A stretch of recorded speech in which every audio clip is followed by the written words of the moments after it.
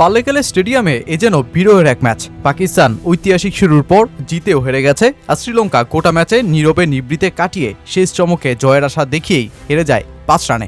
এটা এমন একটা ম্যাচ যেটা জিততে দেয়নি কাউকেই। তবে এই ম্যাচে না খেলা নিউজিল্যান্ডেরই শেষমেশ জয়টা হয়, কারণ তারা এখন সেমিফাইনালে। পাকিস্তানের সেমিফাইনালের স্বপ্ন শেষ হয়ে যায় গুটি 20 রানের আক্ষেপে, আর শ্রীলঙ্কা সুপার 8-এ ওদের সমর্থকদের একটি জয়ের আনন্দে ভাসাতেই ব্যর্থ হয়। তাই তো শেষে ব্যাট হাতে চমকে দেয়া লঙ্কান কাপ্তান দাসুন সানাকা যখন 31 বলে 76 রানের ইনিংস খেলে বসেন, তখন শেষ পর্যন্ত দলকে না জিতাতে পেরে এভাবেই ডুবে যান হতাশায়। সাহিবজাদা ফারহান ও ফকর জামানের ক্যামিওকে আড়াল করেই সানাকা ম্যাচের ঝড় তোলেন আর সামর্থ্যের জানান দিয়ে ক্ষমা চান দর্শকদের কাছে। গ্রুপ পর্বে দারুণ খেলা শ্রীলঙ্কা সুপার 8-এ যেন একেবারেই ভরকে যায়। ইংল্যান্ড ও নিউজিল্যান্ডের বিপক্ষে হোম কন্ডিশনে চেনা উইকেটে নিজ দর্শকদের চিৎকারের সামনেও দাসুন সানাকা বাহিনী জিততে পারেনি ম্যাচ। তাই তো চতুর্দিকে যখন তুমুল সমালোচনায় ঘিরে ধরে, তখন সানাকা মুখ খুলে বসেন, সোজা লঙ্কান সরকারের প্রতি দাবি জানিয়ে বসেন সমালোচকদের ক্রিকেট থেকে দূরে রাখতে, যারা মাইক্রোফোন হাতে স্টেডিয়ামের বাইরে দাঁড়িয়ে থাকে আর ম্যাচ না দেখেই নানা কথা বলে। অনেক সময় আমরা যা দেখি ও শুনি তা নেতিবাচক। আমরা ক্রিকেটার হিসেবে যতই ইতিবাচক থাকার চেষ্টা করি না কেন, বাইরে নেতিবাচকতা থাকে। এটা শ্রীলঙ্কান ক্রিকেটের জন্য বড় ক্ষতি। এটাই আমাদের একমাত্র খেলা, আর আমরা জানি এটাকে রক্ষা করতে পারবো কিনা। স্টেডিয়ামের বাইরে তাকালেই দেখবেন কত মানুষ মাইক্রোফোন হাতে দাঁড়িয়ে আছে আর ম্যাচ না দেখেই কথা বলছে। আমরা খেলবো এবং চলে যাব, কিন্তু ভবিষ্যতে যারা আসবে তাদের মানসিক স্বাস্থ্যের জন্য সরকার যদি এটা বন্ধ করতে পারে তাহলে ভালো হবে।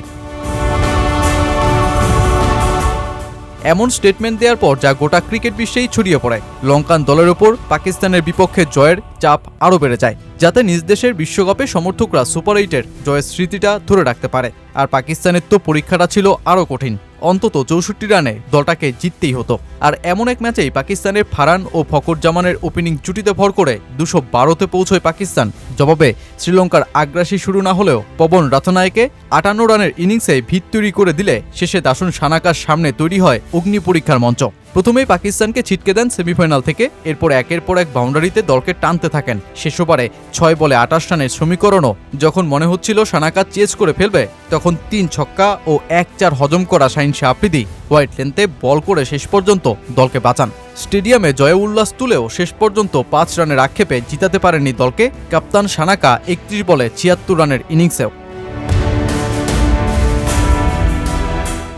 দল টি-20 বিশ্বকাপ থেকে বিদায় নেওয়ার পর শ্রীলঙ্কার প্রধান কোচের পদ থেকে নিজেকে সরিয়ে নেওয়ার সিদ্ধান্ত নিয়েছেন সোনাত জয়াসুরিয়া।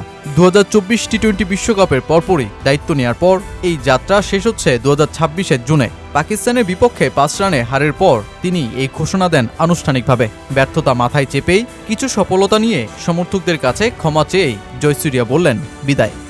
ভেবেছিলাম বিশ্বকাপ শেষে ভালোভাবে কোচ হিসেবে বিদায় নিতে পারবো, কিন্তু সেটা পারলাম না। এজন্য আমি দুঃখিত। তবে 1.5 বছরে আমি এই দলকে এগিয়ে নিতে পেরেছি। আমরা একসময় 8ম, 9ম স্থানে ছিলাম এবং ওয়ানডে দল হিসেবে চ্যাম্পিয়ন্স ট্রফির জন্য যোগ্যতা অর্জন করতে পারিনি। আমি দলকে 4 নম্বরে এনেছি, টেস্টে দলকে 6 এবং টি-20-তে দলকে 6, 7 নম্বরে তুলেছি। সামগ্রিকভাবে 50% জয়ের হার ছিল। দর্শকদের জন্য আমি দুঃখিত, কারণ আমি জানি তারা দলের উপর কতটা বিশ্বাস রেখেছিলেন। প্রথম ম্যাচ থেকেই তারা আমাদের সর্বোচ্চ সমর্থন দিয়েছেন, এজন্য আমি চিরকৃতজ্ঞ। তারা হয়তো এখন হতাশ বা রাগান্বিত। সামাজিক যোগাযোগ মাধ্যম বা রাস্তায় একে অপরের সঙ্গে দেখা হলেও হয়তো আমাদের সমালোচনা করছেন। তবুও আমি তাদের সমর্থনের জন্য কৃতজ্ঞ।